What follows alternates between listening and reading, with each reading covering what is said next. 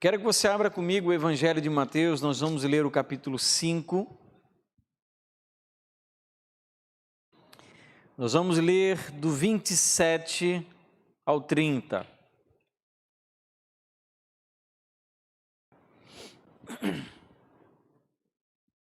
E nós vamos falar nessa manhã sobre pecado. Sei que os irmãos já estão aí com bom conhecimento sobre esse tema.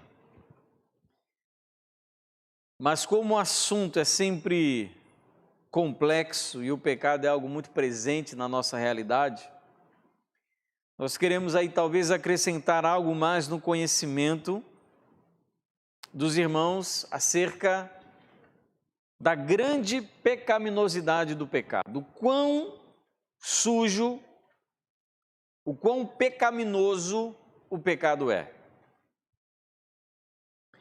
Mateus 5, 27 a 30 diz assim: Vocês ouviram o que foi dito, não cometa adultério.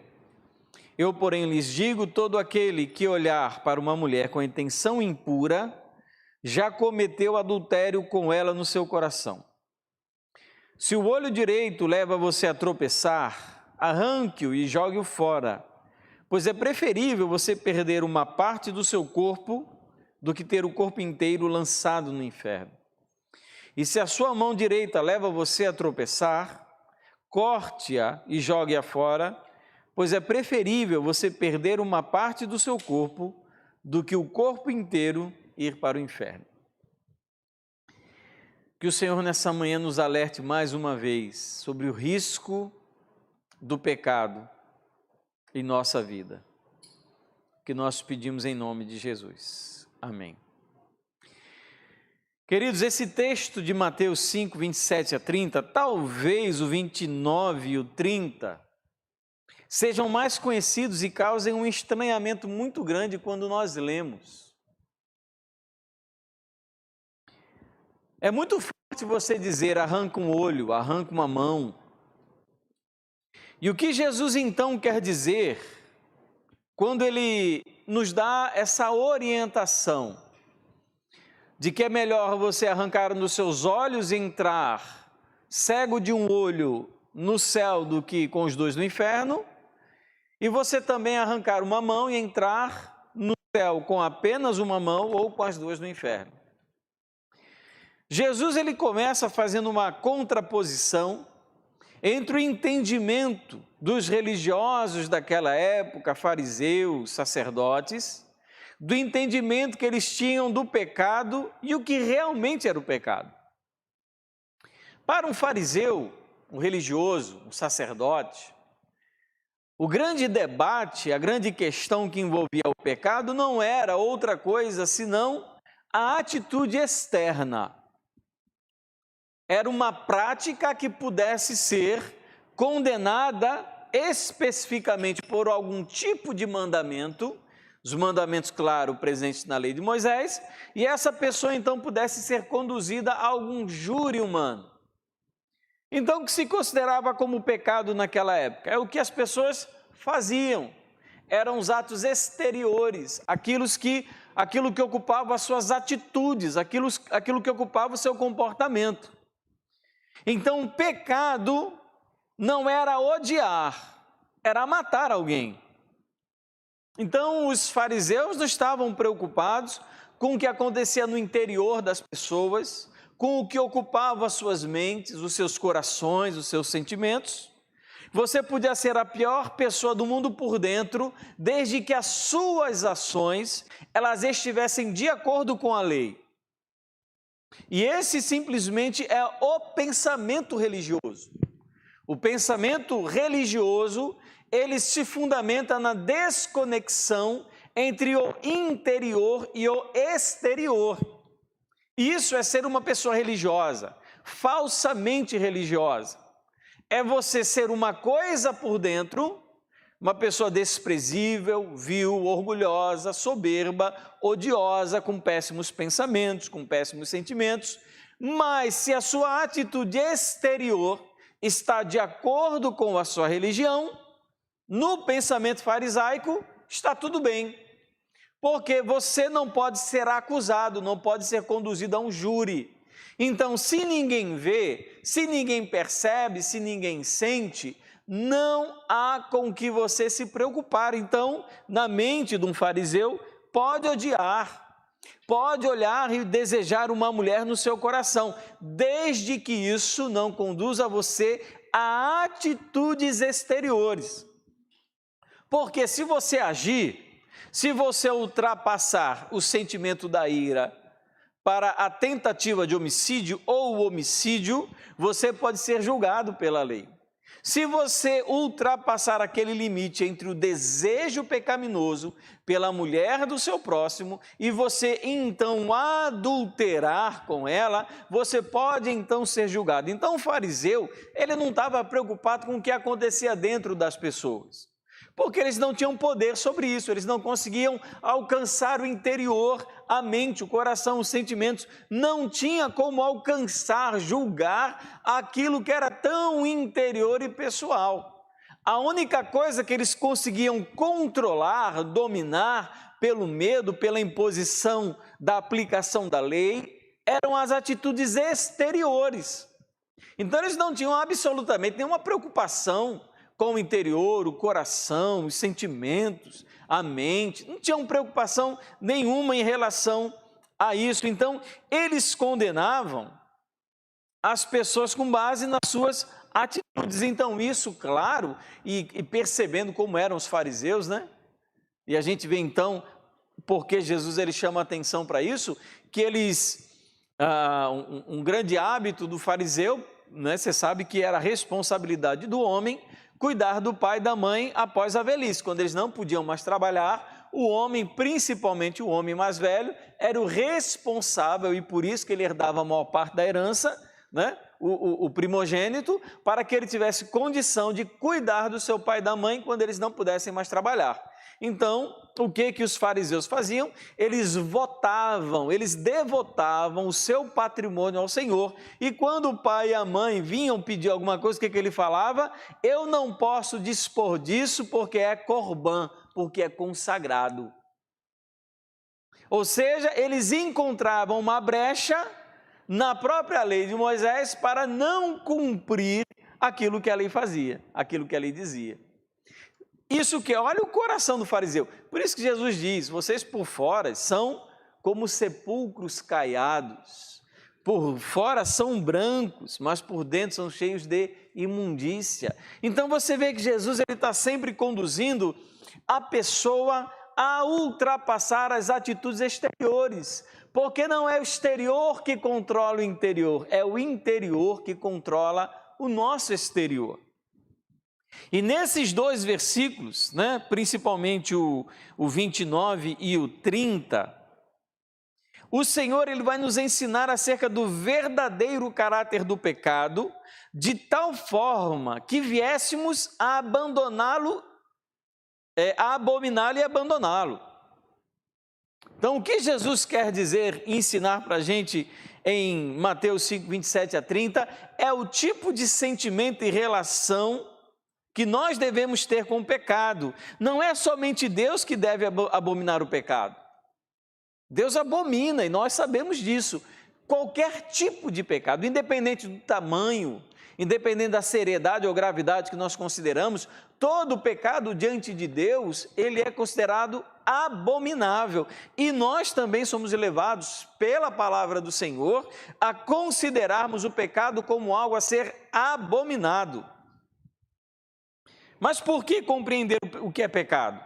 Primeiro, nós precisamos entender o que é pecado para compreender melhor a necessidade da morte de Cristo. Se nós queremos entender a profundidade, a importância do sacrifício de Jesus, nós precisamos primeiro entender a profundidade do pecado em nossa própria vida. Pecado não é algo como uma sujeira no seu corpo, que você chegou da rua, tomou um belo de um banho e você resolveu. Então, nós queremos entender a necessidade da morte de Cristo, precisamos entender claramente o que é pecado. Não é o que é falência moral. Falência moral é importante, mas o pecado é aquilo que conduz à falência moral, à destruição da família, à pornografia, aos vícios, e toda sorte de desgraça são resultados do pecado. Segundo, nós podemos compreender melhor a doutrina da regeneração. Se eu entendo o quão comprometido eu estou com o pecado, o quão ele ocupa um espaço gigantesco na minha existência, eu posso entender por que o que a Bíblia chama de regeneração é tão importante. O tipo de morte, o tipo de mazela que o pecado causou e trouxe para a minha vida, e eu entendendo que cada célula do meu corpo, cada átomo do meu corpo, ele está ocupado e tomado pelo pecado, está dominado pelo pecado, aí eu consigo entender a obra maravilhosa de Deus ao regenerar um pecador. Entender, compreender o que é pecado é vital para o evangelismo autêntico. Quantos não evangelizam sem sequer saber o que é o pecado? A gente sempre, é como uma doença, né? É como se uma pessoa enferma, muito enferma, fosse no médico e ela então vai relatar aí, né, o que está acontecendo, os sintomas daquela doença, e ao invés do médico tentar curar a doença, ele vai simplesmente tentar curar o sintoma. O nosso evangelismo muitas vezes não está tratando da doença do ser humano, que é o pecado, está tratando do sintoma. A gente fala contra o vício, fala contra o adultério, fala contra o orgulho, mas a gente não trata da doença do ser humano, que é o pecado, e a gente precisa entender isso. Quarto, nos leva a aprender verdadeiramente o que é santidade, aonde a santidade atinge. Não é aquela santidade que atinge, claro, quando a gente conhece a Cristo e muda, aquela mini saia precisa dar lugar a alguma coisa bem mais comprida. Aquele decotão precisa fechar bem mais. Claro, a roupa, o procedimento, a palavra muda, mas santidade não é simplesmente uma mudança exterior. É uma mudança interior que gera consequências exteriores. Porque o pecado reside no coração do homem. E a santidade, ela começa a agir e trabalhar no coração do homem. E quinto, nos mostra a grandeza do amor de Deus por nós. Conhecendo o que é o pecado, o resultado dele na nossa vida, a gente consegue compreender como Deus é grande em nos amar. Porque Deus fala 1000 vezes uma coisa e eu faço 1000 vezes a coisa errada. Está bem claro na Escritura, está bem claro, não tenham ódio, não tenham raiva, não guardem ressentimento, e a gente está com o coração cheio de raiva, cheio de amargura, cheio de ressentimento. Então a gente entende a profundidade desse amor que nos ama apesar de tudo aquilo que acontece dentro de nós. Mas vamos então, queridos, pensar um pouco sobre o que o Senhor Jesus enfatiza nesses textos de Mateus 5, 27 a 30. Primeiro é que o Senhor enfatiza ou enfatizou aquilo que poderíamos dar o nome de o poder do pecado. O pecado, como eu falei, queridos, não é algo que envolve só atos ou mais ações que nós cometemos no nosso dia a dia. O pecado antes é algo interior. O pecado é algo que ocorre dentro do nosso coração, que toma a nossa alma. E Jesus, então, nesse texto, ele não chama atenção para o sintoma, ele chama atenção para a própria enfermidade.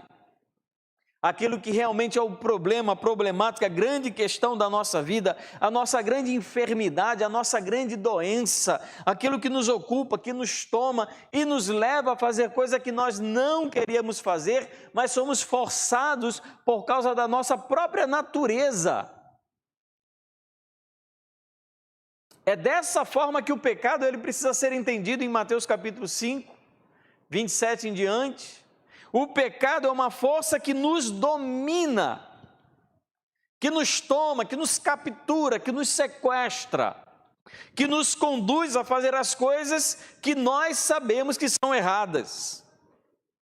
Essa força que existe no nosso coração e no coração de todas as pessoas nos impulsiona a cometer todo tipo de pecado, seja grande ou pequeno segundo os nossos olhos, mas essa força dominadora, escravizadora, que existe dentro de cada um de nós, inclusive das nossas mais novas crianças, nos domina e nos leva então a desobedecer a Deus de maneira insistente, às vezes, nas mesmas coisas. E é interessante, é como um tipo de vírus, né? Que quando parece que você está descobrindo, ele arruma um jeito de se esconder. Então, quando você está descobrindo, quando você está analisando e chegando à conclusão, ele esconde, ele se oculta e você começa então a encontrar justificativas plausíveis. Não, mas porque eu fiz isso? Porque estava nesse momento, porque nessa situação podia, porque é eticamente aceitável, porque não tinha mais o que ser feito. A gente consegue, olha só como é que o pecado é uma desgraça e uma miséria. A gente faz, a gente peca, e a gente encontra no próprio pecado uma explicação que justifique e acalme a nossa consciência e tire a nossa culpa diante de Deus. Nós precisamos tomar muito cuidado, amados, para não permitir que esta força acabe determinando o curso de todas as nossas ações. É todo o cuidado do mundo. Porque muitas vezes quem está no controle das coisas que falamos, das coisas que fazemos, é a nossa própria pecaminosidade. A gente ofende, a gente fala, a gente briga, a gente manifesta ódio, raiva, faz mal, prejudica. A gente guarda sentimentos horríveis, pensamentos horríveis. E a gente precisa tomar cuidado. Porque o pecado instalado em nosso coração é como um reino que se instala em um país fraco. Ele começa a conquistar domínio e território. Ele tem poder. O pecado, excetuando-se Deus, é a força mais poderosa desse universo. Ele faz um pai matar uma mãe, faz um filho matar um pai. Porque então ele não teria poder para fazer coisas menores. Não sejamos inocentes em relação ao poder que o pecado tem. Eu vi muitos homens santos, pastores, e nós conhecemos história de homens que caíram porque se renderam ao poder do pecado. Porque cuidaram de tudo, cuidaram da sua conta bancária, cuidaram bem do seu aspecto físico, iam para a academia, iam para o médico, faziam todos os exames, se preocupavam com o seu linguajar, com sua boa educação, só não se preocupavam com o seu interior. E o pecado dominou. É o poder, ele tem poder. Segundo, o Senhor nesse texto enfatizou que o pecado é algo sutil. Eu acho interessante a expressão que Jesus usa, como nós estamos falando aos sábados sobre um curso de interpretação, você precisa entender o que Jesus queria dizer com arrancar um olho e arrancar uma mão. Os irmãos sabem que, segundo a lei de Moisés, uma pessoa deficiente, com algum tipo de deficiência, ela não poderia assistir na casa do Senhor. Sacerdotes que possuem algum tipo de deficiência, eles não poderiam oficiar na presença de Deus. Estavam excluídos da religião de Israel. Doentes, enfermos, então pessoas nessas condições, elas eram consideradas incapazes perante a lei, não poderiam se apresentar ao Senhor. O que Jesus está propondo aqui para o fariseu? Se o problema é o pecado, aquilo que você vê, então arranca um olho.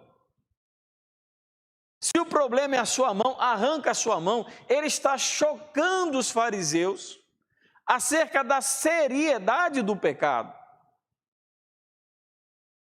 E o que Jesus então está enfatizando é que o pecado é tão sutil que ele está em toda a nossa natureza, mas nós achamos que ele só age em determinados lugares.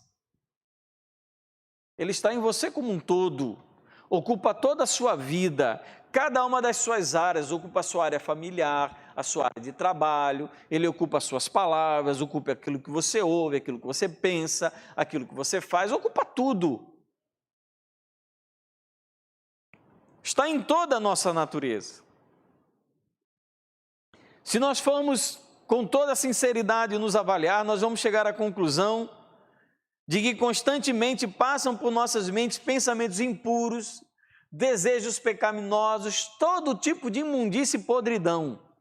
É como o cano de esgoto, está enterrado, mas está lá. Você pode não estar sentindo o cheiro, mas ele está lá, está passando constantemente. Talvez a solução, de acordo com o que Jesus apresenta aqui para chocar os fariseus, era arrancar o nosso cérebro. Mas não é isso que ele quer dizer. Talvez nós não tenhamos coragem de adulterar na prática, mas em nossas mentes mantemos constantes relações extraconjugais. Talvez nós não tenhamos coragem de tirar a vida de alguém, mas nossa mente é um cemitério cheio de cadáveres que nós matamos pelo nosso ódio. Fornicação, raiva e tudo mais. Eu acho que um dos pecados mais complexos, porque até a Bíblia diz que a boca fala daquilo que está cheio o coração, e como Tiago diz que existe uma escada, um caminho muito curto entre o coração e a boca, um dos pecados, queridos, que eu vejo as pessoas mais cometerem e menos se arrependerem é o pecado da maledicência. É um caminho muito curto entre a boca e o coração, né? Você vê, o coração fica aqui, quer dizer, é mais perto do coração para a boca do que do coração para o pé. Então, aonde vai sair a coisa ruim? Pela boca. É o caminho mais curto. A distância mais curta entre dois pontos, é uma reta. Pronto, é reto aqui, ó. Sai bem rapidinho. A gente muitas vezes sequer vê isso como um pecado. Muitas vezes a gente fala, eu sou assim mesmo, eu sou sincero. É diferente, sinceridade é uma coisa, maledicência é outra, porque você é sincero com a pessoa interessada. O mais sério disso tudo é que quando alimentado, o pecado que antes era só de mente, passa a ganhar a possibilidade de ser cometido em atos. Se você alimenta, o que acontece? Aquilo que antes nós não tínhamos coragem de fazer, agora nós temos. Por isso nós precisamos tomar cuidado, porque o nosso desejo pecaminoso, amado, nos ilude, nos engana. E a nossa avaliação não é para saber se temos cometido pecado, mas é como estamos pecando. Eu tenho certeza de que você está pecando. Assim como os irmãos têm certeza de que eu peco. Questão então não é saber se, mas aonde, como. O que você guarda no coração, o que você esconde na tua alma. Às vezes por ano, por décadas, a gente guarda, esconde as coisas, acalenta carinhosamente aquele bebê que nasceu há 20 anos atrás e hoje então esse pecado é um homem adulto, que lhe domina, que lhe captura, que tem força para segurar. Thomas é um menino forte, mas ele não tem força para me segurar. Mas um dia ele vai ter essa força. E a mesma coisa com o pecado, se eu não cuidar agora, quando ele for maior, eu não consigo mais detê-lo. Terceira ênfase do Senhor nesse texto, o Senhor enfatizou o efeito pervertedor do pecado. O pecado tem um efeito tão nefasto no homem que tudo aquilo que Deus nos deu e criou é contaminado por ele. Deus nos deu um corpo maravilhoso, cheio de funções, uma máquina inigualável em toda a natureza. Nada se compara em complexidade ao que é o ser humano. E tudo que Deus criou é então pervertido pelos nossos pecados. Nossos membros, nossos talentos, nossos dons, nossa imaginação, a nossa oratória, as nossas habilidades, o nosso conhecimento, os nossos bens, o pecado, ele contamina tudo. Alguém duvida que Charles Darwin era um homem muito inteligente? Inteligentíssimo. Mas a teoria que ele criou conduziu o mundo a uma iniquidade inigualável. Então, tudo aquilo que o pecado toca, ele contamina, ele torna impuro. Só o fato da lei de Deus me proibir de fazer certas coisas, é interessante, é o suficiente para a gente ficar pensando nelas.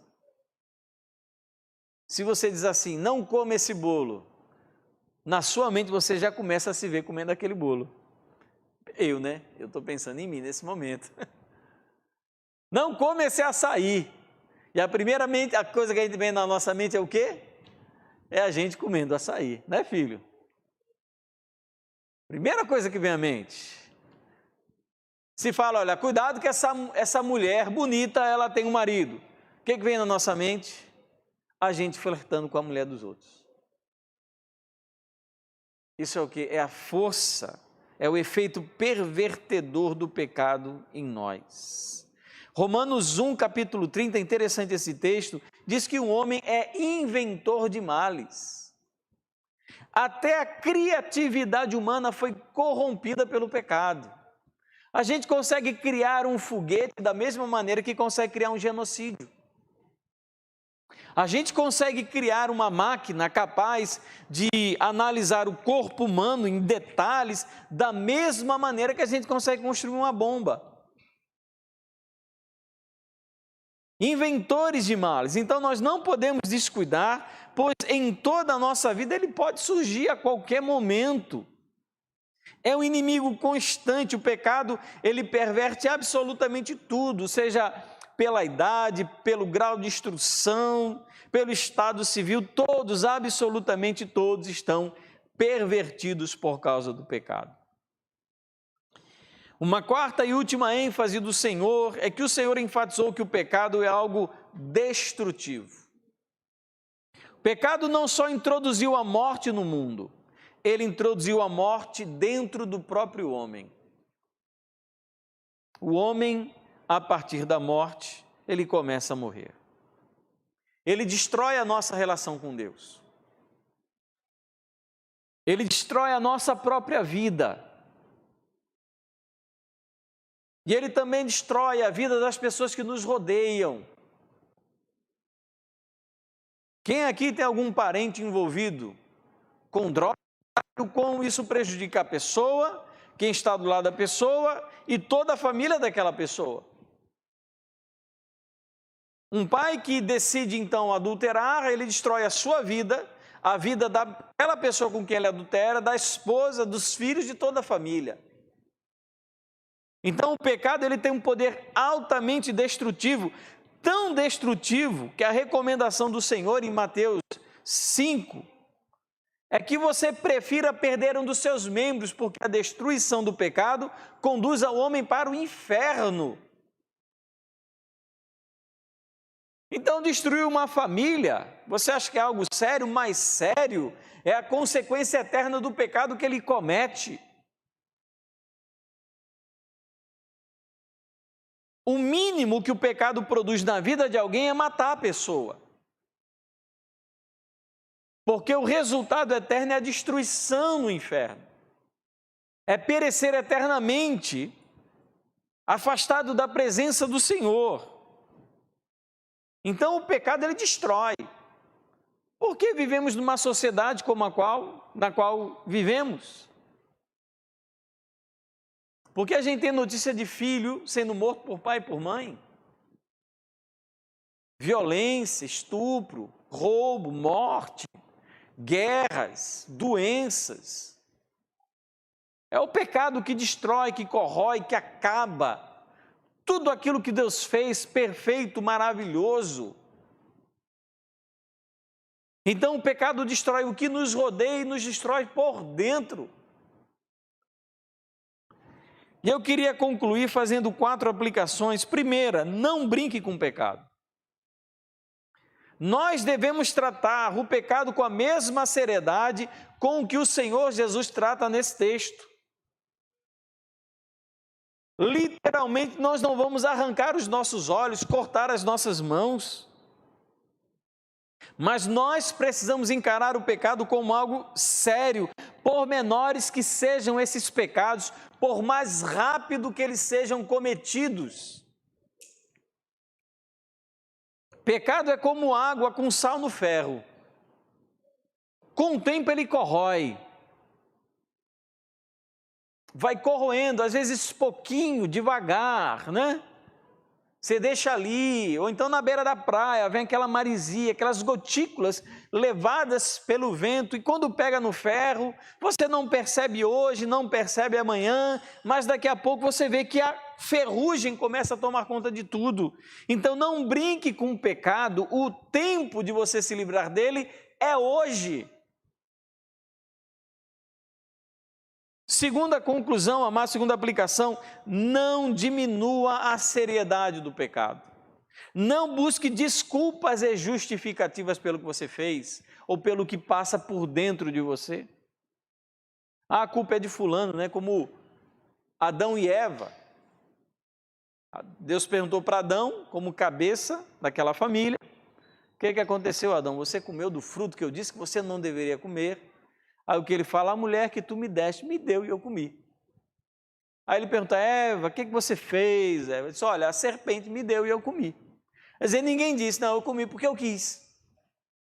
É sempre tentando encontrar uma desculpa, uma razão lógica. A gente consegue sensibilizar a nossa consciência no sentido de que ela se acalme e se aquiete. Mas Deus, Ele não é aquietado por intermédio das nossas desculpas e justificativas. Então, não diminua a seriedade. Não busque situações atenuadoras para o pecado. Ah, eu fui porque ela se ofereceu.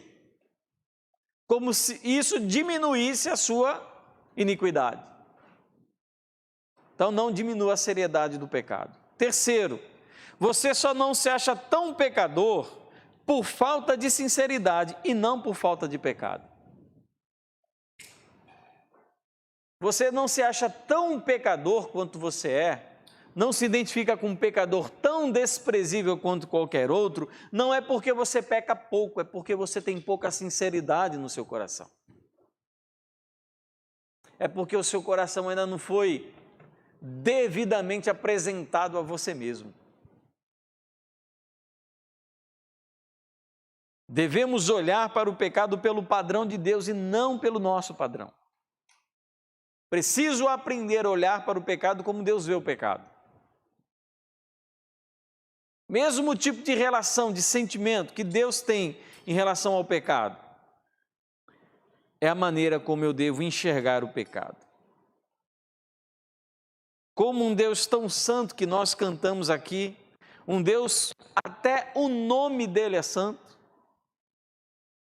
Coisa mais essencial e fundamental numa pessoa é o nome.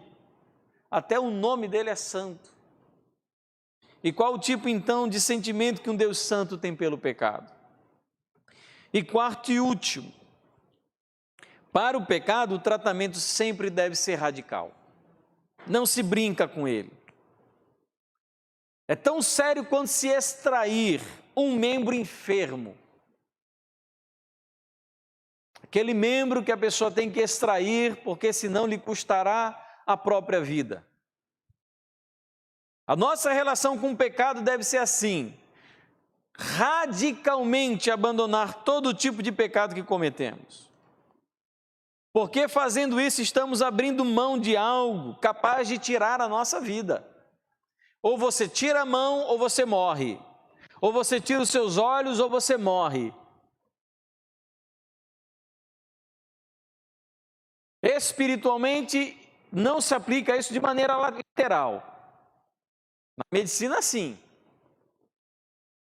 Aqui, não. O que está dizendo é a relação que você tem com o pecado. é abandono completo, radical, inegociável, sem bandeira branca para o diabo. É assim que a gente trata o pecado.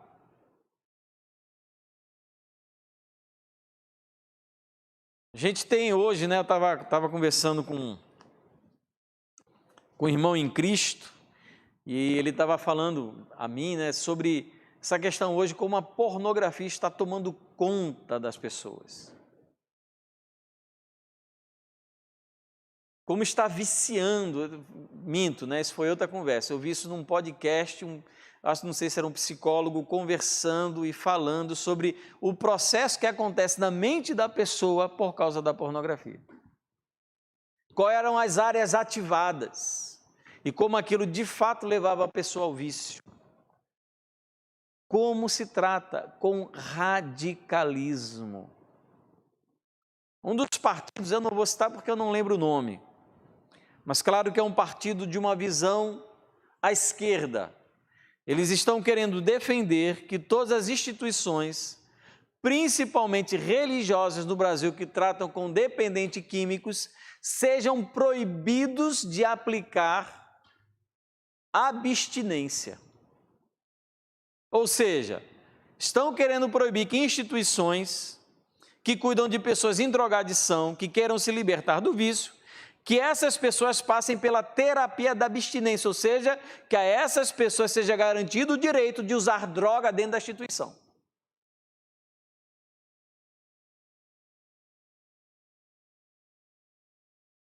Como é que você recupera? Eu só lembrei da Cristolândia.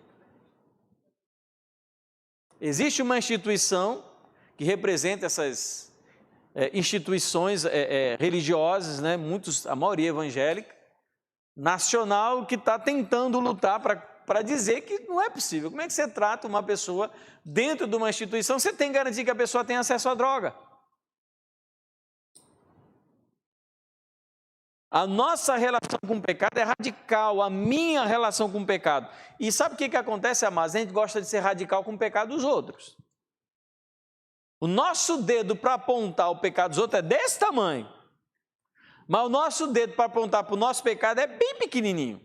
É tipo o dedo esquerdo, o dedo mindinho esquerdo daquela pessoa que a gente não pode citar o nome. Inexistente. A gente não consegue apontar para a gente porque não tem o dedo para apontar.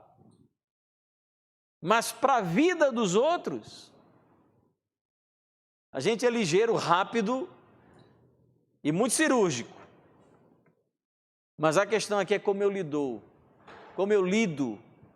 com o meu próprio pecado. É radical, eu vou cortar.